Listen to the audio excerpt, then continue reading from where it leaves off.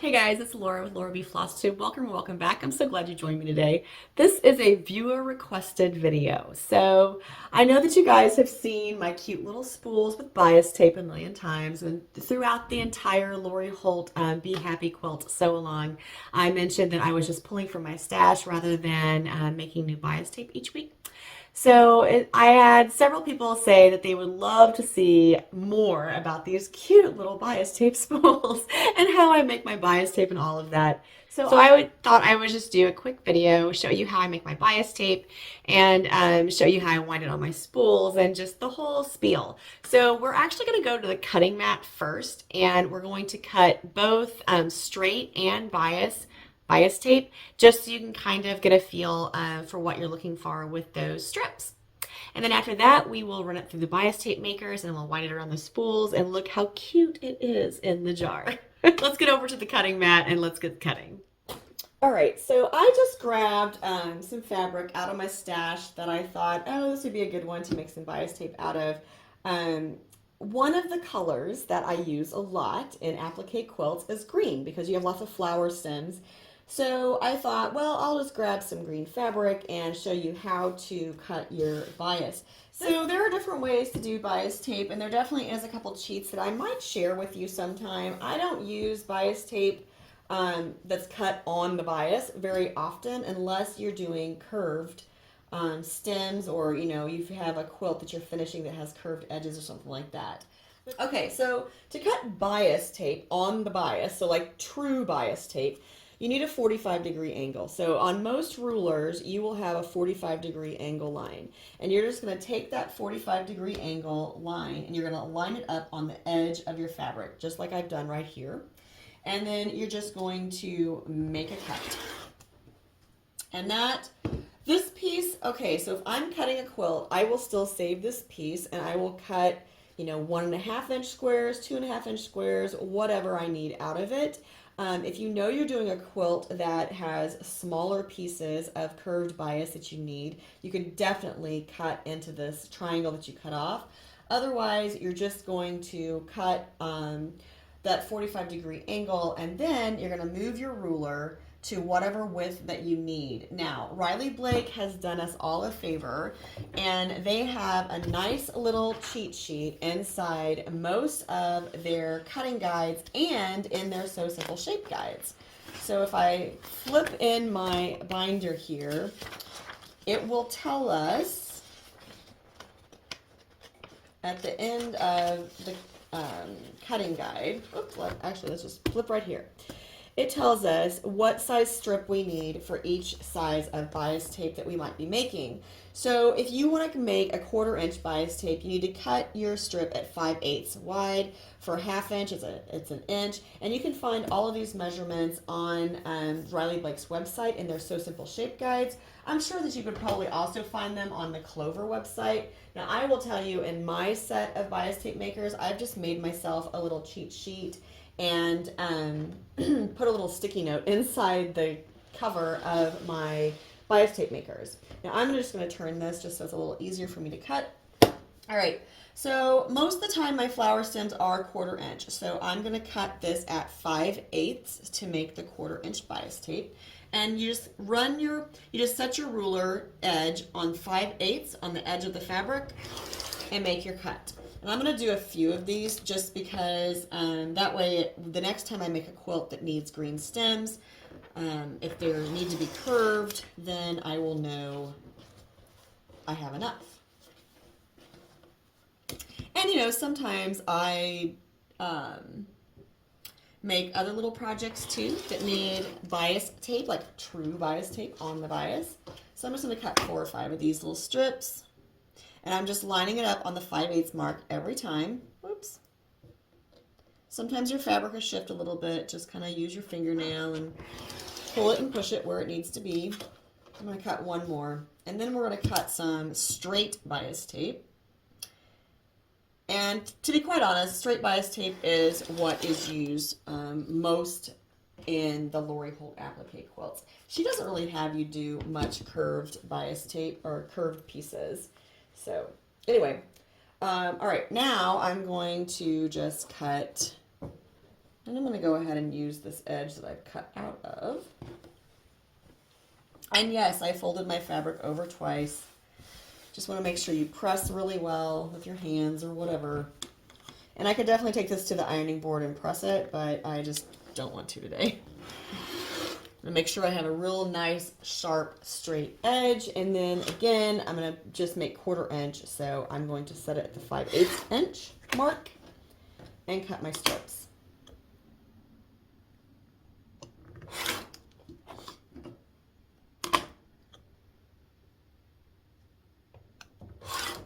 And again, we'll probably just do like 5 of these.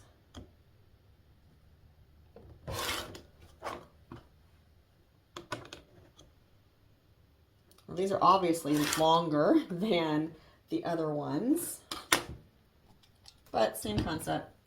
Now the rest of this fabric, I am going to save this triangle because, you know, maybe I do an applique quilt that I want to make the leaves out of this green. You never know. You never know when it may come in handy. I'll put this away and we'll head back to the ironing board. Before we head back to the ironing board, I do have one more thing that I'm going to do with all my strips. So the first thing I'm going to do is I'm going to unfold all of them. And then I'm going to get all the straight edges together. And I'm just lining them up here. Nothing too fancy. I've found that if you cut a point in the end of your strips, that they go through the bias tape maker much easier. So it doesn't have to be exactly in the center. If it's a wider strip, I might fold it in half, but I'm just going to cut like a little triangle, little point on the end of all of those. I'm going to do the same thing with the bias tape. They already have half an angle for me, so that'd be nice.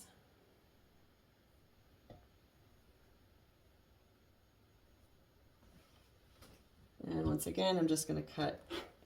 Oh, and here's a trick. So I've been like, I don't know how to shut this thing with ease. But a viewer told me, just tap it on your cutting mat and it will shut. I'm like, oh my God, that's brilliant. So if you see me with an open cutter, now you can totally make me feel bad and say, hey, you know how to get that shut easily now.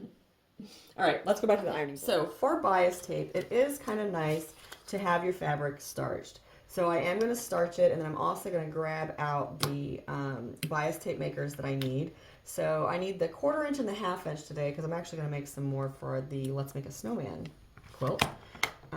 So the green is a 1/4 inch, the yellow is half. Depending on the brand that you have, it may or may not be the same color. The first thing I'm going to do is make some straight green bias tape. And I'm not going to have you watch every single one of these because that would be boring. But we will make a couple strips and then we'll wind them around a spool and you can see how cute they will be. All right, so the first thing I'm going to do is just spray this strip down. It's just laying on my ironing board. Hopefully my iron is still hot. I left it for a little while. And you want to press the end with the point, and especially if you get it wet, because that way it will be nice and starched to go through your bias tape maker. You're just going to start feeding it through. And a lot of times they don't come out the other end very easily without some help. If you don't have a little awl, then you can just use a long straight pin. But I have a little awl that came with my set, so I'm going to use it. Now, as soon as it comes out, I'm going to flip this entire thing over. Grab my iron. Press down pretty hard on the tip to get it going. And then you're just going to follow it down the line. I try to keep the tip of my iron close to the tip of my bias tape maker. And I am going to move you to the other side so you can see this at a different angle. So don't be yelling at me yet. Now this is the straight bias tape. Just keep that in mind.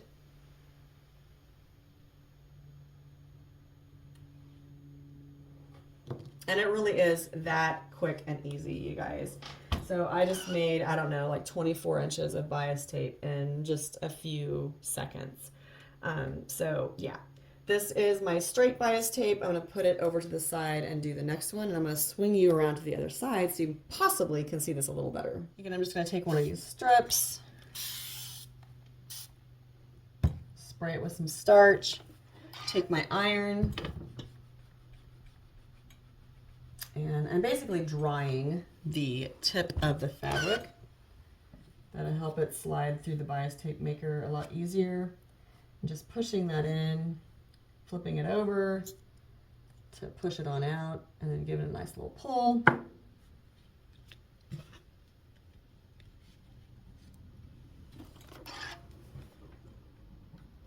Now the tip of my iron is really close to the tip of my bias tape maker. You don't want it right on it because then it's going to heat up your bias tape maker, and that's not really fun because then it gets hot and your fingers get burnt. I like putting my fingers on either side of it, either side of this, and just going. And I'm really just, you know, this is real speed, so.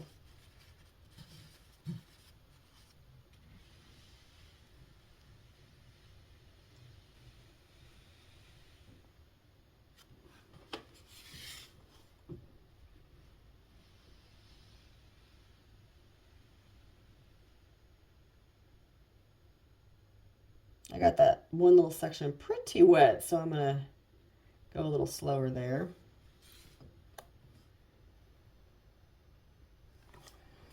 And that's all there is to it.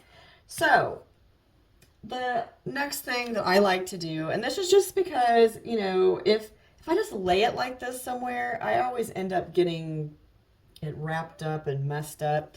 So I just sort of put it around spools. So I just wind it around. It's not nothing fancy really. Just wind it around the spool. Now, when I am winding, I am pulling a little bit, and you just want to make sure that you try to keep those edges moved in, folded in the way they're supposed to be. And then I just start the next one.